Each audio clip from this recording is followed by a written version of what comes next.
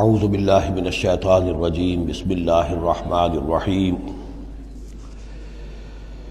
یا ایہا الذین آمنوا لا تحرموا طیبات ما احل اللہ لکم ولا تعتدوا ان اللہ لا يحب المعتدین صدق اللہ العظیم۔ شرائع سماویہ میں کھانے پینے کی چیزوں میں حلت و حرمت، تحلیل و تحریم جو ہے یہ بہرحال ایک اہم موضوع ہے۔ یہ موضوع آپ کو یاد ہوگا سورہ بقرہ سے چل رہا ہے مسلسل، کہ جو مشرکانہ اوہام کی وجہ سے ان کے ہاں بہت سی چیزوں کے بارے میں نسل بعد نسل کچھ چیزیں ذہنوں میں بیٹھ گئی تھیں کہ یہ چیزیں حرام ہیں، اور یہ کہ اس قسم کی چیزیں جو ہیں پھر ذہنوں سے، دلوں سے، مزاجوں سے نکلنے میں بہت وقت لیتی ہیں اور بار بار جو ہے اس کی طرف توجہ دلانی پڑتی ہے۔ فرمایا یا ایھا الذین آمنوا، اہل ایمان، لا تحرموا طیبات ما احل اللہ لکم، نہ حرام ٹھہرا لو ان پاکیزہ چیزوں کو جنہیں اللہ نے تمہارے لیے حلال ٹھہرایا ہے، ولا تعتدوا، اور حد سے تجاوز نہ کرو۔ یہ بھی ہوتا ہے کہ کچھ لوگ اپنے تقویٰ کے جوش میں اور بہت زیادہ نیکی کے جذبے میں بھی بہت سی چیزیں کہ جو حلال ہیں ان کو اپنے اوپر حرام کر بیٹھتے ہیں۔ ان اللہ لا يحب المعتدین، یقیناً اللہ تعالی حد سے تجاوز کرنے والوں کو پسند نہیں کرتا۔ وَكُلُوا مِمَّا رَزَقَكُمُ اللَّهُ حَلَالًا طَيِّبًا، کھاؤ ان چیزوں میں سے جو تمہارے رب نے تمہیں دی ہیں، اللہ نے دی ہیں، جو حلال بھی ہیں طیب بھی ہیں، حلال ہوں قانونی طور پر، صاف ستھری ہوں، پاک ہوں۔ وَاتَّقُوا اللَّهَ الَّذِي أَنتُم بِهِ مُؤْمِنُونَ، اور اس اللہ کا تقوی اختیار کیے رکھو کہ جس پر تمہارا ایمان ہے۔ لا یؤاخذکم اللہ باللغو فی ایمانکم، یہ قسموں کے سلسلے میں سورہ بقرہ میں بھی بات آئی تھی، اب آخری حکم آ رہا ہے۔ اللہ تعالیٰ مؤاخذہ نہیں کرے گا تم سے تمہاری قسموں میں سے جو لغو ہوتی ہیں، بغیر کسی مقصد کے، بغیر کسی ارادے کے، واللہ باللہ تکیہ کلام کے طور پر استعمال کرنا، جو عربوں کی خاص عادت تھی اور آج تک ہے۔ تو اس کو ظاہر بات ہے کوئی نہیں سمجھتا کہ یہ قسم کھا رہا ہے، یہ تو گویا کہ ان کا تکیہ کلام ہے، تو اس پر مؤاخذہ نہیں ہے۔ وَلَٰكِن يُؤَاخِذُكُم بِمَا عَقَّدتُّمُ الْأَيْمَانَ، لیکن اللہ مؤاخذہ کرے گا ان چیزوں پر کہ جو تم نے قسم باندھی ہے، عقدتم، اب اس میں تاکید باب تفعیل ہے، پورے اہتمام کے ساتھ تم نے ایک بات طے کی ہے، اس پر قسم کھائی ہے۔ فَكَفَّارَتُهُ، اب اگر ایسی قسم کو توڑنا ہو تو اس کا ایک کفارہ ہے۔ فَكَفَّارَتُهُ إِطْعَامُ عَشَرَةِ مَسَاكِينَ مِنْ أَوْسَطِ مَا تُطْعِمُونَ أَهْلِيكُمْ، اس کو کھانا کھلانا ہے 10 مساکین کو، محتاج کو، وہ اوسط کھانا کہ جو تم اپنے گھر والوں کو کھلاتے ہو۔ او کسوتہم، یا پھر ان کو کوئی کپڑا دینا ہے۔ او تحریر رقبہ، یا تیسری شکل یہ ہے کہ کسی غلام کو آزاد کرنا ہے۔ فمن لم یجد، اور اگر کسی کے پاس ان تینوں کی کوئی صورت موجود نہ ہو، کوئی بالکل فقیر ہے اور بالکل اس کے پاس کچھ نہیں ہے، مفلس ہے، فصیام ثلاثۃ ایام، تو 3 دن کے وہ روزے رکھے۔ ذالک کفارۃ ایمانکم اذا حلفتم، یہ کفارہ ہے تمہاری قسموں کا جب کہ تم وہ قسم کھا بیٹھو۔ واحفظوا ایمانکم، اور اپنی قسموں کی حفاظت کرو۔ کذالک، اس کا مطلب یہ نہیں کہ لازماً ان کو برقرار رکھو، یعنی کہ قسم اگر ایسی ہے کہ جو کھولنی ہے، توڑنی ہے، جذبات میں کھا بیٹھے ہیں تو کفارہ دو، یہ بھی اس کی حفاظت میں آ گیا۔ واحفظوا ایمانکم کذالک یبین اللہ لکم آیاتہ لعلکم تشکرون، اس طرح اللہ تعالیٰ تمہارے لیے اپنی آیات کو واضح فرما رہا ہے تاکہ تم شکر کرو، حق ادا کرو۔ یا ایھا الذین آمنوا، اب یہ شراب اور جوئے کے بارے میں بھی آخری حکم۔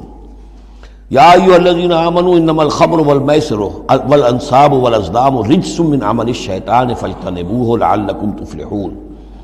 اہل ایمان، یقیناً شراب اور جوا اور بت اور پانسے یہ سب گندے کام ہیں، شیطان کے عمل میں سے ہیں۔ فاجتنبوہ، تو اس سے بچ کر رہو، لعلکم تفلحون، تاکہ تم فلاح پاؤ۔ تو شراب اور جوا تو پہلے بھی آ چکا ہے، لیکن انصاب اور ازلام وہ تقسیم کرتے تھے پانسوں کے ذریعے سے اور پھر ازلام کے ذریعے سے، ان کا وہ بھی ایک جوئے کی قسم بن جاتی تھی۔ تو ان تمام چیزوں کو جو ہے رجس من عمل الشیطان قرار دیا۔ انما یرید الشیطان ان یوقع بینکم العداوۃ والبغضاء، یقیناً شیطان تو یہ چاہتا ہے کہ ان چیزوں کے ذریعے سے تمہارے اندر دشمنی اور بغض پیدا کر دے۔ یہ بہت اہم بات ہے کہ شراب کے نشے میں بھی انسان چونکہ اپنا ہوش اور شعور کھو بیٹھتا ہے، تو اب اسے کچھ معلوم نہیں کیا بکواس اس نے کی ہے، کیا کر رہا ہے، اس سے بھی یہ ہے کہ بہت سے جھگڑے شروع ہو جائیں گے، فساد شروع ہو جائے گا۔ آپ کو معلوم ہے کہ بہت بڑے بڑے راز جو ہیں اس زمانے میں، بڑی بڑی حکومتوں کے، امپائرز کے، سپر پاورز کے، وہ شراب کے نشے میں جو ہے وہ چرا لیے جاتے ہیں اور وہ راز نکل جاتے ہیں۔ تو اللہ تعالیٰ یہ ان چیزوں سے تمہیں بچانا چاہتا ہے، اور شیطان چاہتا ہے کہ تمہارے مابین عداوت اور بغض پیدا کر دے۔ اسی طریقے سے جوئے میں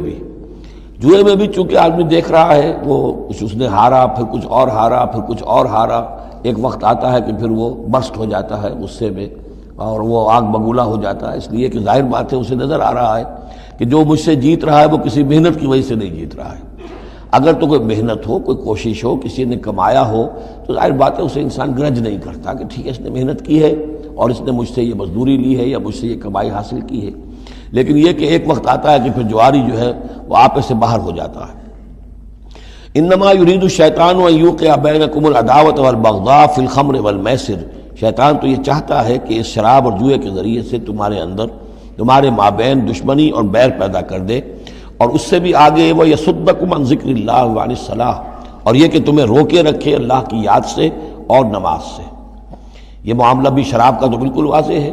لیکن یہ کہ جوئے میں بھی یہ ہوتا ہے کہ ایک آدمی دفعہ اس میں لگ جائے تو پھر یہ ہے کہ وہاں سے نکلنا مشکل ہوتا ہے، جیسے تاش کا معاملہ ہے یا اور شطرنج ہے، یہ کھیل ایسے ہیں کہ جن کے اندر لگ کر پھر انسان جو ہے ان چیزوں سے غافل ہو جاتا ہے۔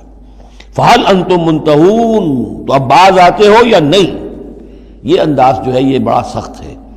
اس میں پس منظر میں کیا ہے کہ تمہیں سب سے پہلی بات جو کہی گئی تھی، یسألونک عن الخمر والمیسر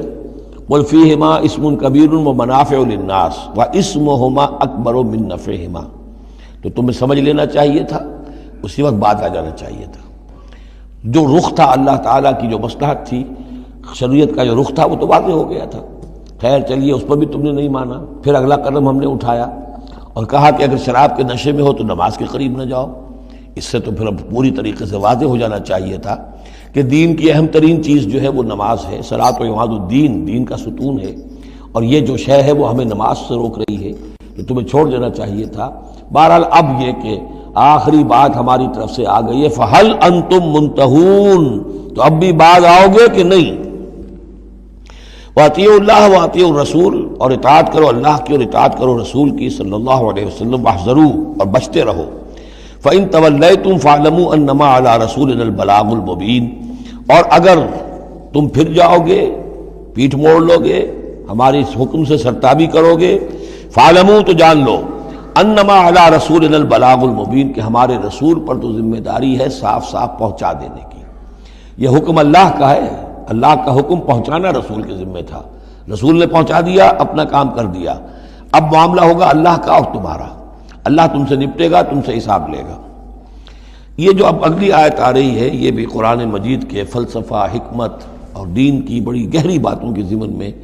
بہت بنیادی آیت ہے، اور اس کا پس منظر یہ ہے کہ جب شراب کے بارے میں اتنا سخت انداز آیا کہ یہ رجسن، گندے کام ہیں، عمل شیطان میں سے ہیں، باز آتے ہو کہ نہیں، تو بہت سے مسلمانوں کو تشویش ہو گئی کہ ہم جو شراب پیتے رہے، اتنا عرصے تک پیتے رہے، یہ گندگی تو ہمارے ہڈیوں میں بیٹھ گئی ہوگی۔ آج کا کوئی شخص کہے گا کہ میرا شاید کوئی سیل بھی نہ ہو جسم کا کہ جس میں شراب کے اثرات نہ پہنچ گئے ہوں، تو میں کیسے پاک ہوں گا؟ کس طریقے سے یہ چیز جو ہے اب یہ گندگی میرے جسم میں سے دھلے گی؟ تو یہ تشویش جو ہے اس کو رفع کرنے کے لیے، جیسے تحویل قبلہ کے وقت تشویش ہو گئی تھی کہ 16 مہینے جو ہم نے نمازیں پڑھی، اگر اصل قبلہ تھا کعبہ اور ہم نمازیں پڑھتے رہے بیت المقدس کی طرف رخ کر کے، تو وہ نمازیں تو ضائع ہو گئیں،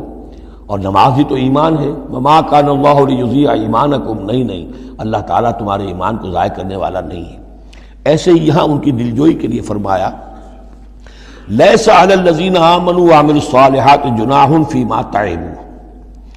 ان لوگوں پر جو ایمان لائے اور جنہوں نے نیک عمل کیے، کوئی گناہ نہیں ہے اس میں جو کچھ پہلے کھا پی چکے۔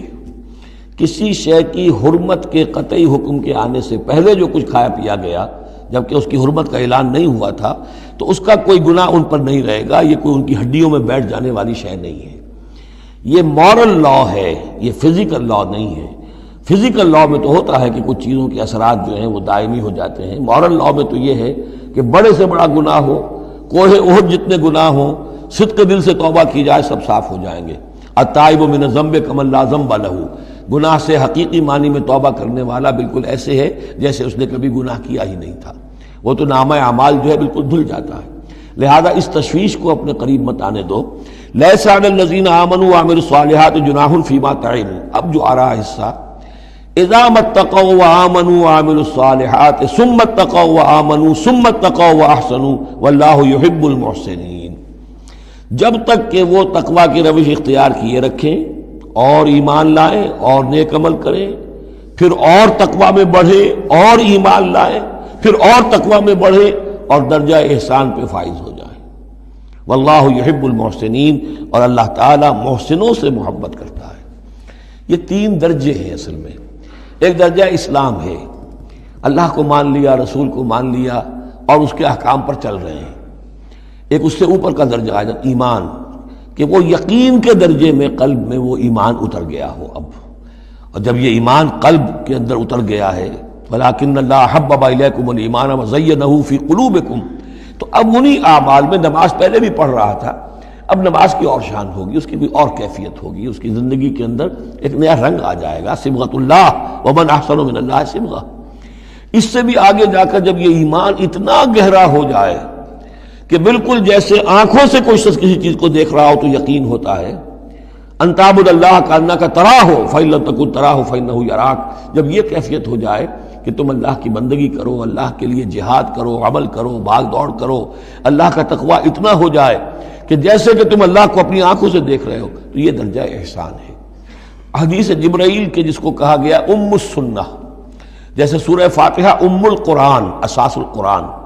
ایسے حدیث جبرائیل ہے ام السنہ، اور ام السنہ میں یہ ساری بات آئی ہے کہ حضرت جبرائیل انسانی شکل میں حضور کی خدمت میں آئے، صحابہ کا مجمع تھا، وہاں انہوں نے کیے اخبرنی عن الاسلام، مجھے بتائیے اسلام کیا ہے۔ اسلام میں بھی ایمان تو ہے نا، قانونی ایمان، زبانی ایمان تو ہے، لیکن اس کے ساتھ اعمال علیحدہ گنے گئے۔ اس سے اوپر جب ایمان دل میں اتر گیا، اب یہ ایمان کی وہ جو شکل ہے، اس میں اب عمل کو علیحدہ ذکر کرنے کی ضرورت ہی نہیں۔ اس مرحلے پر آ کر لازماً عمل درست ہو جائیں گے جبکہ ایمان دل میں اتر چکا ہے اور دل میں یقین بن کر جاگزی ہو گیا ہے، اور پھر اور گہرا چلا گیا۔ یوں سمجھیے کہ جتنا جتنا درخت اوپر جا رہا ہے، جڑ نیچے جا رہی ہے نا، جڑ اور ایمان کی گہری ہوئی، اسلام سے ایمان بن گیا، اور گہری ہوئی، اب یہ تیسری منزل احسان کی اس پر فائز ہو گئی۔ تو جب پوچھا گیا کہ اخبرنی عن الاحسان، اے نبی مجھے بتائیے احسان کیا ہے، تو آپ نے جواب دیا، اور یہ جواب تین روایتوں میں تین مختلف الفاظ میں ہے۔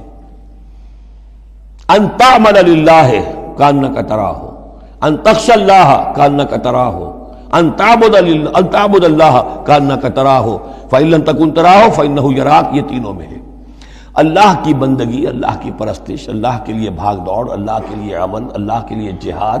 یہ انسان ایسی کیفیت سے سرشار ہو کر رہا ہو گویا کہ اپنی آنکھوں سے اللہ کو دیکھ رہا ہے۔ تو جب اللہ سامنے ہوگا تو کیسے کچھ ہمارے جذبات عبدیت ہوں گے، کیسی کیسی ہماری قلب کی کیفیات ہوں گی۔ اس دنیا میں بھی یہ کیفیت حاصل ہو سکتی ہے، لیکن یہ اگر بہت کم لوگوں کو حاصل ہو تو اس سے ایک نچلا درجہ بھی ہے احسان کا، کہ کم سے کم یہ بات ہر وقت مستحضر رہے کہ اللہ مجھے دیکھ رہا ہے۔ فإن لم تکن تراہ فإنہ یراک۔ تو یہ تین درجے ہیں جو یہاں آئے، کہ ایک بیس لائن ہے لیس علی الذین آمنوا وعملوا الصالحات، یہ بیس لائن ہے، جناح فیما طعموا اذا ما اتقوا۔ اصل میں ایک کتاب مولانا مودودی صاحب کی ہے، تحریک اسلامی کی اخلاقی بنیادیں، اور بڑی اچھی کتاب ہے، اسلام، ایمان، احسان، لیکن ساتھ ہی تقوی، چار الفاظ انہوں نے لیے ہیں اور چار مراتب قرار دیے ہیں۔ اس میں سے تشریحات تو ساری ٹھیک ہیں، لیکن میں ترتیب کے اعتبار سے اس آیت کی روح سے میرے نزدیک اس میں ایک اصلاح کی ضرورت ہے۔ تقوی کوئی مقام نہیں ہے، تقوی وہ اسپرٹ ہے، ڈرائیونگ اسپرٹ، جو دھکا دیتی رہے گی اور اوپر اٹھائے گی۔ چنانچہ تقوی کی یہاں کی تکرار ہو رہی ہے کہ بیس لائن سے تقوی نے اوپر آپ کو کیا، اب آپ اذا ما اتقوا وآمنوا وعملوا الصالحات، آپ کے ایمان اور عمل صالح میں اور رنگ پیدا ہو گیا۔ ثم اتقوا، پھر تقوی اور بڑھا، تقوی نے آپ کو اور اوپر اٹھایا۔ ثم اتقوا وآمنوا، پھر اب وہ ایمان، یقین والا ایمان حاصل ہو گیا۔ اب یہاں عمل صالح کے علیحدہ ذکر کی ضرورت ہی نہیں، جب دل میں ایمان اتر گیا تو حضور نے فرمایا کہ الا ان فی الجسد مضغۃ اذا صلحت صلح الجسد کلہ واذا فسدت فسد الجسد کلہ، تو اس کے حوالے سے اب پورا کا پورا جسم ٹھیک ہو جائے گا۔ ثم اتقوا، پھر تقویٰ اور ہے تو اس کے نتیجے میں وَأَحْسَنُوا، درجہ احسان پر فائز ہو جائے انسان۔ اللہم ربنا اجعلنا منہم واللہ یحب المحسنین، اللہ اپنے ایسے محسن بندوں کو، درجہ احسان تک پہنچ جانے والے بندوں کو، جیسا کہ اس سے پہلے آیا تھا عمو وسمو، ایک غلط راستہ ہے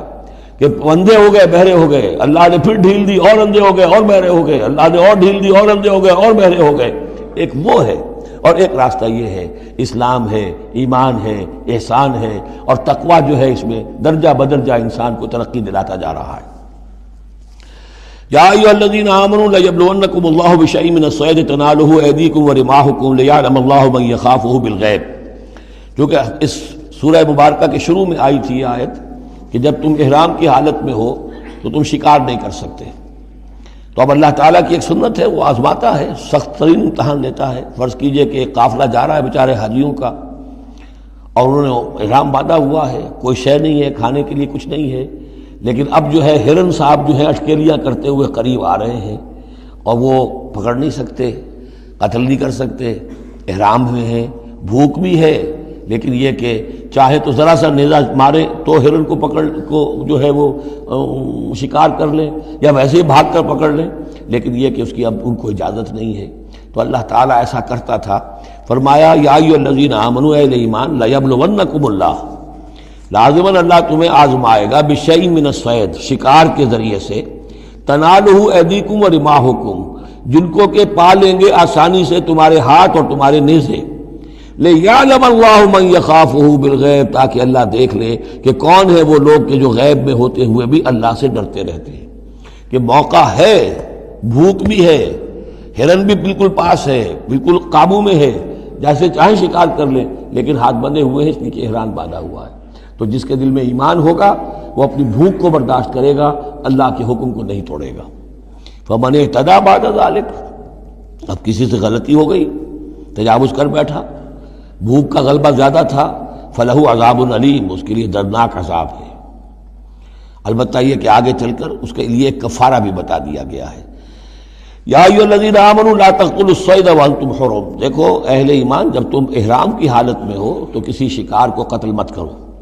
ومن قتلہ منکم، تو جو کوئی تم میں سے انہیں قتل کر بیٹھے، شکار کر بیٹھے، جان سے مار بیٹھے، متعمدن، جان بوجھ کر، فجزاء مثل ما قتل من النعم، تو پھر اس کا کفارہ ہوگا ویسا ہی ایک حیوان، ویسا ہی ایک چوپایا اللہ کی راہ میں صدقہ کیا جائے، اور وہ اس کا گویا کہ کفارہ بنا دیا جائے۔ کیسا ہے کہ اگر آپ نے ہرن مارا ہے تو پھر بکری یا بھیڑ، نیل گائے اگر مار لی ہے تو پھر گائے، اسی طریقے سے جس قسم کا، جس سائز کا اور جس اسٹیچر کا آپ نے وہ حیوان جو ہے شکار کیا، اسی کا اسے ایک برابر کا چوپایا دینا ہوگا۔ فجزاء مثل ما قتل من النعم یحکم بہ ذوی عدل منکم، دو آدمی تمہارے جو ہوں معتبر، وہ چاہیے کہ وہ اس کی گواہی دے کہ ہاں یہ جانور جو اس نے شکار کیا ہے یہ اس کے برابر ہو جائے گا۔ ہدیم بالغ الکعبہ، اور یہ ہدی ہوگی اب یہ جانور، کعبے تک اس کا پہنچنا ہے، کعبے کی نظر ہوگا یہ، او کفارۃ، یا پھر اس کا ایک کفارہ اور بھی ہے، طعام و مساکین، کچھ مساکین کو کھانا کھلانا، صدقہ فطر کے حساب سے ہے یہ جو فقہا نے لکھا ہے، او عدل ذالک صیامن، یا اتنے ہی روزے رکھنا۔ وہ بھی دیکھنا ہوگا کہ جانور جو تھا، بکری تھی، ہرن تھا، کتنے آدمی اس کو کھا سکتے تھے، اتنے آدمیوں کو کھانا کھلاؤ، یا پھر اتنے دن کے جو ہے وہ عدل ذالک صیامن روزے رکھو، لیذوق وبال امرہ، تاکہ وہ اپنے کیے کا کی سزا جو ہے وہ پالے۔ عفا اللہ عما سلف، اللہ معاف کر چکا ہے جو کچھ کے پہلے ہو چکا۔ ومن عادا، لیکن جو پھر ابھی دوبارہ کرے گا، اعادہ کرے گا، فینتقم اللہ منہ، تو اللہ تعالیٰ اس سے انتقام لے گا۔ واللہ عزیز الانتقام، اور یقیناً اللہ تعالیٰ زبردست ہے، انتقام لینے والا، بدلہ لینے والا۔ احل لکم صید البحر وطعامہ متاعا لکم، البتہ یہ کہ اگر کشتیوں کے ذریعے سے، جہازوں کے ذریعے سے حاجی لوگ آ رہے ہوں تو ان کے لیے چھوٹ ہے، وہ احرام کی حالت میں بھی جو مچھلی ہے اس کا شکار کر سکتے ہیں۔ احل لکم صید البحر،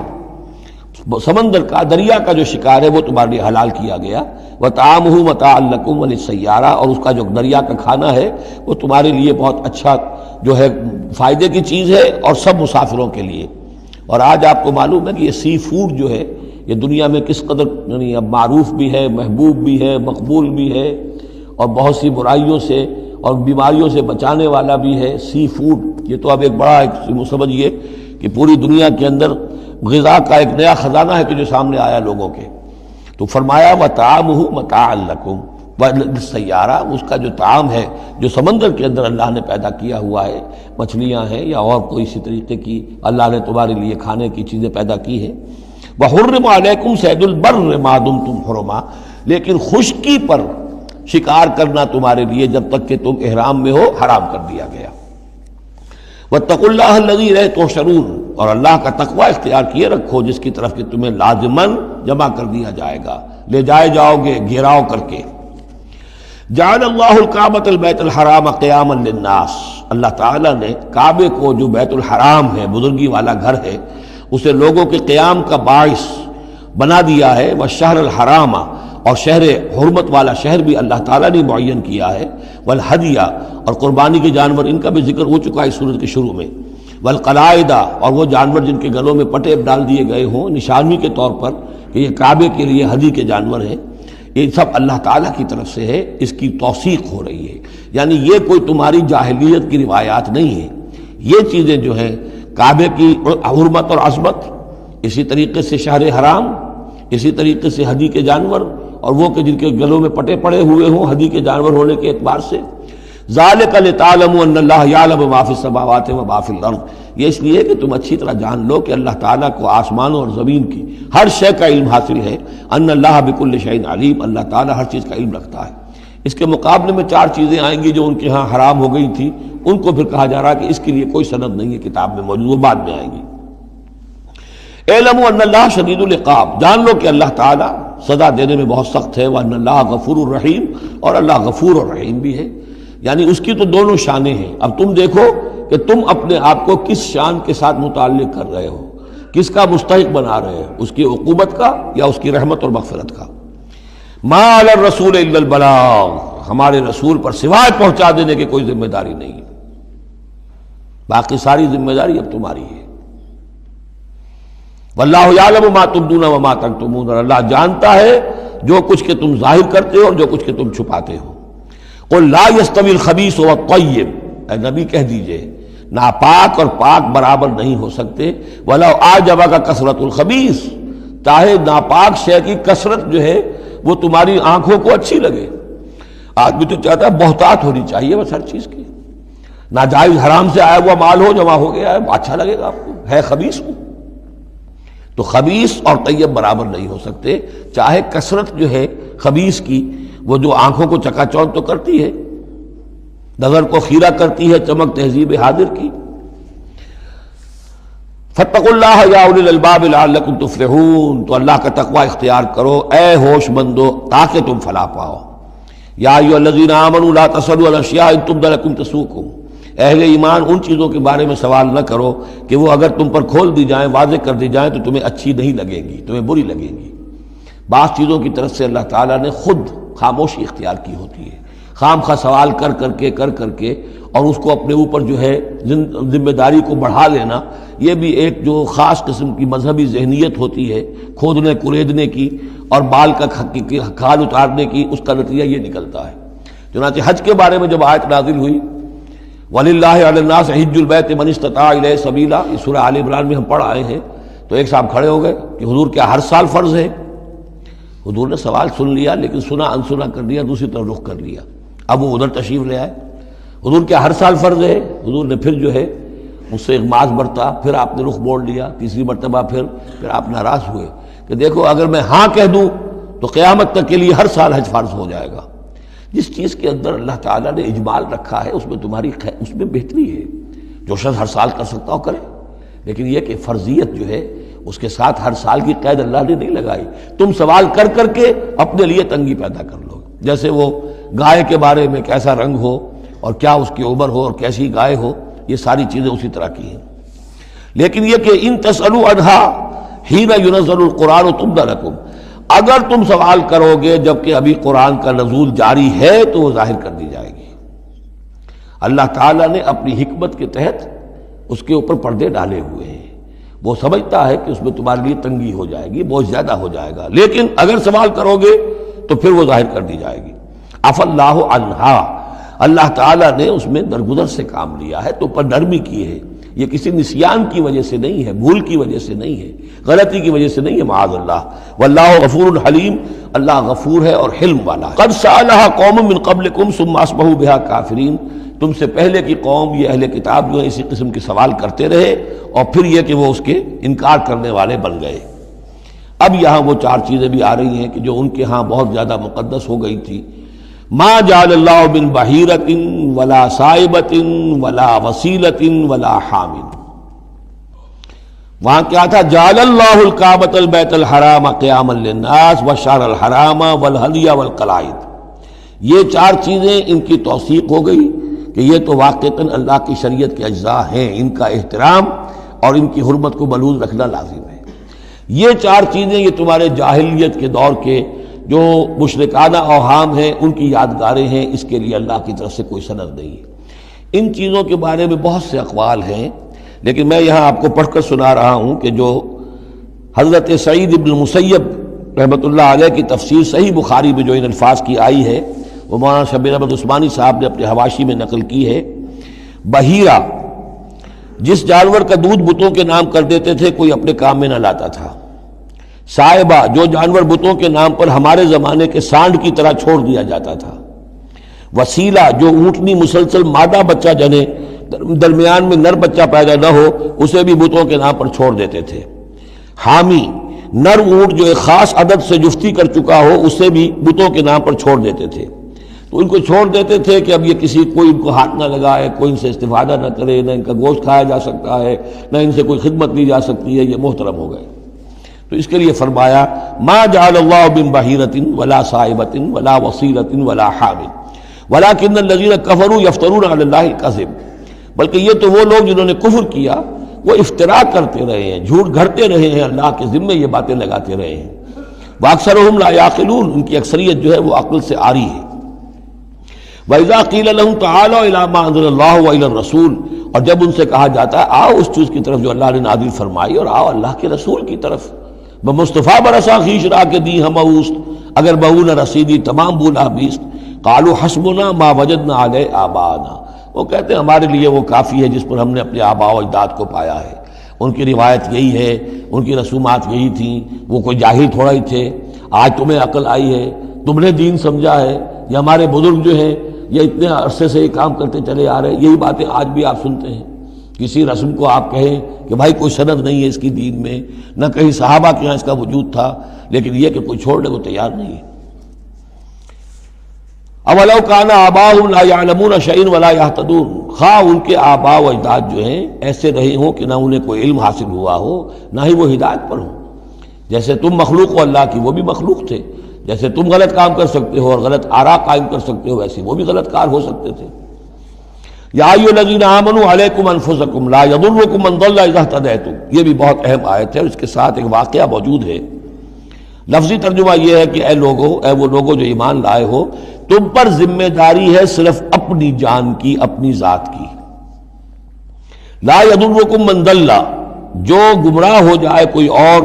وہ تمہیں کوئی نقصان نہیں پہنچا سکتا، اذا اہتدیتم، جبکہ تم ہدایت پر ہو۔ الی اللہ مرجعکم جمیعا فینبئکم بما کنتم تعملون، اللہ ہی کی طرف تم سب کو لوٹ کر جانا ہے اور وہ تمہیں بتا دے گا جو کچھ کہ تم کرتے رہے تھے۔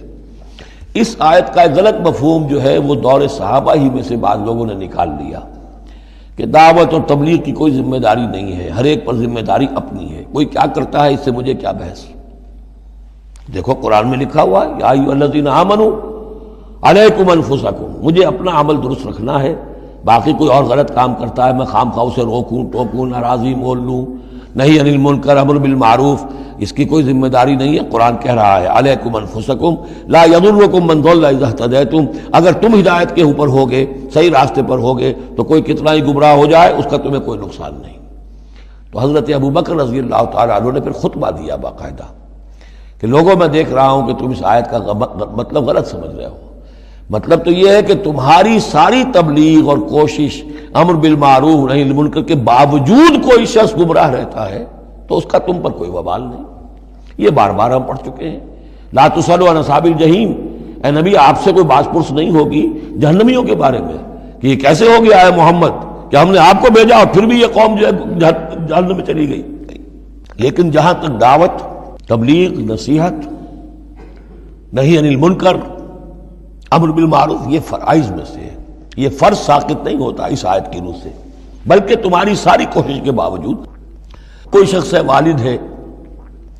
بچہ فرض کیجئے اس کا کہیں آوارہ ہو گیا ہے، اپنی امکانی حد تک کوشش کیے جا رہا ہے، نہیں بچہ راستے پر آ رہا، تو ظاہر بات ہے کہ اللہ کے ہاں اگر اس نے پوری کوشش کی ہے، جد و جہد کی ہے، کوئی کوتاہی نہیں چھوڑی ہے اس میں، تو اب اس کا وبال اس پر تو نہیں آئے گا، لیکن اپنا فرض ادا کرنا لازم ہے۔ یا ایھا الذین آمنوا علیکم انفسکم لا یضرکم من ضل اذا اہتدیتم الی اللہ مرجعکم جمیعا فینبئکم بما کنتم تعملون، تو تم سب کو لوٹ کر جانا ہے اللہ ہی کی طرف، اور پھر وہ تمہیں جتلا دے گا جو کچھ کہ تم کرتے رہے تھے۔ یا ایھا الذین آمنوا شہادۃ بینکم اذا حضر احدکم الموت حین الوصیۃ اثنان ذوی عدل منکم، اہل ایمان تمہارے مابین شہادت کا نصاب، جبکہ تم میں سے کسی کی موت کا وقت آ جائے اور وہ وصیت کر رہا ہو تو دو معتبر اشخاص کا ہونا چاہیے۔ جو وصیت کر رہا ہے، اور ظاہر بات ہے کہ وصیت ایک تہائی سے زیادہ میں نہیں ہو سکتی، لیکن کسی کی زیادہ بڑی جائیداد ہے تو ایک تہائی کی بات بھی تو بڑی ہو سکتی ہے، تو وصیت کے وقت دو گواہ ضرور بنا لو کہ یہ وصیت کی گئی۔ او آخران من غیرکم، اور وہ جو گواہ ہیں وہ تمہارے لوگوں میں سے ہونے چاہیے، خاندان میں سے، اس آبادی میں سے، قبیلے میں سے، جو معروف ہوں، جانتے ہوں۔ او آخران من غیرکم، لیکن ایک شکل ہو سکتی ہے ان انتم ضربتم فی الارض، اگر تم زمین میں سفر پر نکلے ہوئے ہو اور وہاں موت کی، فاصابتکم مصیبت الموت، وہاں سفر کی حالت میں تم پر موت کا یہ واقعہ جو ہے یہ واقع ہو جاتا ہے، یہ مصیبت موت واقع ہو جاتی ہے، اس صورت میں او آخران من غیرکم، تو دو گواہ ہو سکتے ہیں، وہ تمہارے غیر بھی ہو سکتے ہیں، کسی غیر قوم کے، غیر قبیلے کے، لیکن یہ کہ بہرحال جب عام حالات میں اپنے گھر میں، اپنی بستی میں، اپنے خاندان ہی میں رہتے ہوئے جب کہ کوئی شخص انتقال کر رہا ہے تو اسے وصیت میں گواہ اپنے لوگوں میں سے، رشتہ داروں میں سے، قرابت داروں میں سے دو معتبر آدمیوں کو بنانا چاہیے۔ تحبسونہما من بعد الصلاۃ، اب اس کے بعد جب یہ کہ اس کا انتقال ہو گیا تو اب یہ کہ وصیت کا مسئلہ آئے گا، لوگ پوچھیں گے کیا واقعی یہ وصیت جو ہے اس شخص کی ہے؟ تو اب ان دونوں کو روکو، کھڑا کرو، من بعد الصلاۃ، نماز کے بعد، مسجد ہے، نماز پڑھی ہے، اب وہ دونوں کھڑے ہو جائیں، فیقسمان باللہ، پھر انہیں چاہیے کہ اللہ کی قسم کھائیں، ان ارتبتم، اگر تمہیں کوئی ان کے بارے میں شک ہو کہ کہیں یہ وصیت کو بدل نہ دیں، کہیں ان سے غلطی نہ ہو جائے، تو ان سے قسم کھلوا لو، حلف کی بنیاد پر وہ اپنا جو ہے وہ وہاں پر شہادت دیں گے، اور پھر انہیں کہنا چاہیے لا نشتری بہ ثمنا، ہم اس کی کوئی قیمت وصول نہیں کریں گے، کوئی ناجائز فائدہ اس سے نہیں اٹھائیں گے، ولو کان ذا قربا، چاہے کوئی قرابت داری کا معاملہ ہو، کسی کے حق میں ہم کوئی ناانصافی نہیں کریں گے، ولا نکتم شہادت اللہ، اور نہیں ہم چھپائیں گے اللہ کی گواہی کو۔ اب گواہی جو ہے اتنی عظیم شے ہے کہ شہادت اللہ کہا گیا، اللہ کی گواہی، اللہ کی طرف سے امانت ہے۔ انا اذا لمن العاصمین، اگر ہم ایسا کریں گے تو ہم یقیناً گناہ گار ہوں گے۔ فإن عثر على انہما استحقا اسما، پھر اگر یہ خبر ہو، یہ شک ہو، یہ اطلاع ملے کہ ان دونوں نے تو گناہ کمایا ہے، جھوٹ بولا ہے، حلفیہ بیان بھی غلط دیا ہے، وصیت میں ترمیم کی ہے، وصیت کو بدل دیا ہے، اس کے باوجود کہ نماز کے بعد حلف اٹھا کر یہ بات کر رہے ہیں، آخر انسان ہے، ہر معاشرے میں ہر طرح کا انسان ہر وقت موجود رہتا ہے۔ فآخران یقومان مقامہما، تو اب دو اور لوگ کھڑے ہوں جو کہ ان کی جگہ پر اب کھڑے ہوں، من الذین استحق علیہم الاولیان، کہ جن کے حق کو تلف کیا ہے ان پہلوں نے،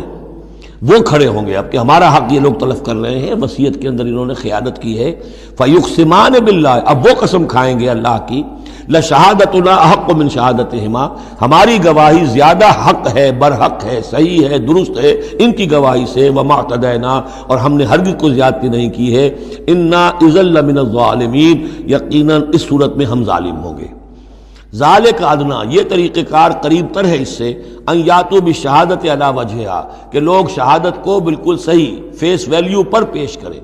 کیونکہ انہیں یہ معلوم ہوگا کہ ہم نے جھوٹی قسم کھا بھی لی، تب بھی جو دوسرا فریق ہے وہ بھی اگر قسم اٹھا گیا تو ہماری وہ جھوٹی قسم جو ہے وہ بھی ضائع ہو جائے گی، لہذا وہ پھر اس کی ہمت نہیں کریں گے۔ یہی معاملہ ہے کہ جو آئے گا، اگر کوئی کسی شخص کو اپنی بیوی کے اوپر شک ہے، شک کیا اس نے دیکھا ہے بدکاری کرتے ہوئے،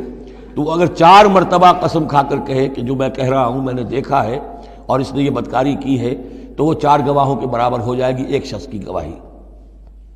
لیکن یہ کہ اس کا جواب بھی یہ ہے کہ بیوی بھی اگر 4 مرتبہ قسم کھا کر کہہ دے کہ یہ جھوٹ بول رہا ہے، مجھ پر تہمت لگا رہا ہے، تو اس کی جو گواہی ہے وہ ساقط ہو جائے گی۔ تو یہ دونوں طرف سے اللہ تعالیٰ نے بیلنس کیا ہے